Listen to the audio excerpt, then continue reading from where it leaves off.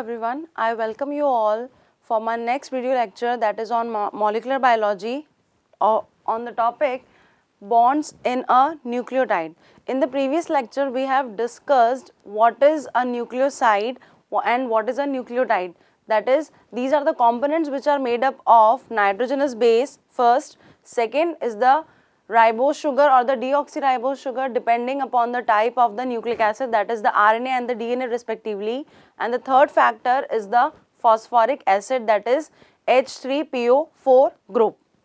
Now, how these three components or these three factors of a nucleotides are combined or are bonded together to give rise to a complete nucleotide, we are going to discuss in this lecture, right? So first is I have made a purine, that is the adenine, and a pyrimidine, that is a cytosine. Okay, it is just for example.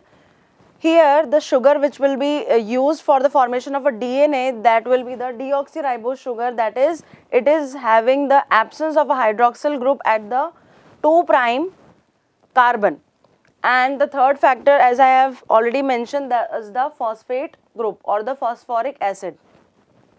In the previous lecture, I have also mentioned that what number of carbon in the purine and the pyrimidine will form or will bind to the sugar molecule, right? So we can revise it here that in case of the pyrimidines, the nitrogen at the first position will combine to the carbon at the first position of the deoxyribose sugar, right? And when if we talk about the purines, then in case of purines, the nitrogen of nitrogen at the 9th number will combine with the carbon 1 of the sugar molecule. 9th number का nitrogen क्योंकि purines के अंदर दो different type की heterocyclic ring structure होती है, जिसमें से एक रिंग pyrimidine रिंग होती है which is a 6 membered ring, and the next ring which is an imidazole ring is of 5 members, right? So the number of the ninth number of nitrogen of this imidazole ring have the affinity to form the glycosidic bond with the carbon first of the sugar molecule. So let's begin how these bonds are formed. When the nitrogen, we can make this structure over here, 6-aminopurine,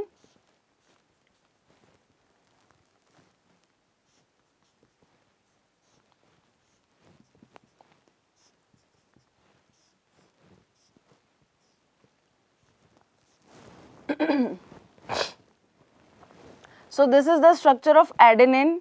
I can write here the symbol A, and this nitrogen which is of 9th position, it will form a bond between the first carbon, this is second, this is third, OH, this is the fourth carbon, and this one is the CH2OH. So friends, this bond which is forming between the nitrogen base and the deoxyribose sugar is known as the glycosidic linkage or the glycosidic bond. That is, the bond formed between a nitrogenous base, whether it is a purine or pyrimidine, with the deoxyribose or the ribose sugar is known as the glycosidic bond. This formed between the 9th number and the first carbon of the deoxyribose sugar in case of purines. Clear? Now, there occurs a free valency at the 3' OH and a second free valency at the 5' OH group, which is imparted or contributed by the CH2OH group of this deoxyribose sugar at the 5th position, right? So at this 5th position, this hydrogen is being removed, and the next component of the nucleotide, that is the phosphate, comes and bind in this manner. H3PO4, right? If we remove the hydrogen, then the valency or the charge becomes negative, and this bond, the bond between the deoxyribose sugar and the phosphate group, is known as the ester linkage or the ester bond.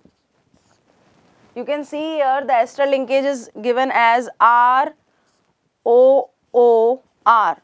This is the form of an ester linkage. So this is the ROO and again R group. Clear? So in the complete nucleotide, there are two different types of bond. The first bond between the nitrogenous base and the sugar is known as the glycosidic bond, and the second bond which is present between the sugar and the phosphate group is the ester linkage or the ester bond. Now it is important to note here that here I have added only one phosphate group. We can add two more phosphate group. Clear? So the structure now will become, if we add two more phosphate group,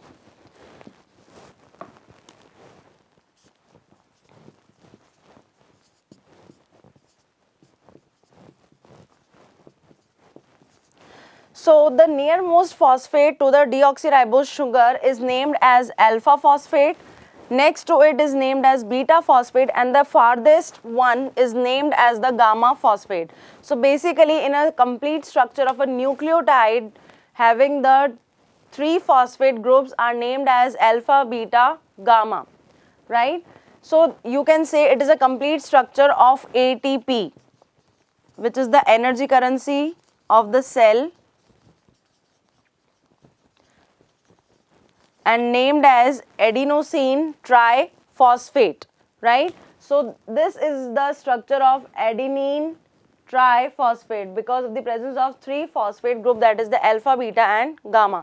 So in this manner a complete nucleotide is being formed.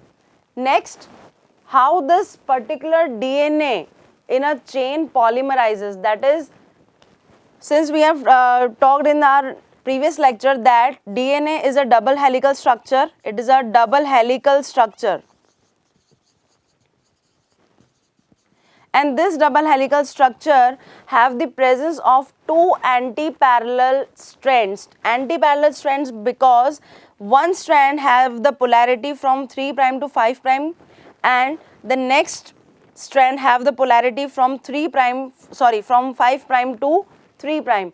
And these two strands are combined or joined together in a complementary manner with the help of hydrogen bonds. So how a complete structure of a DNA is being formed, let's discuss it over here.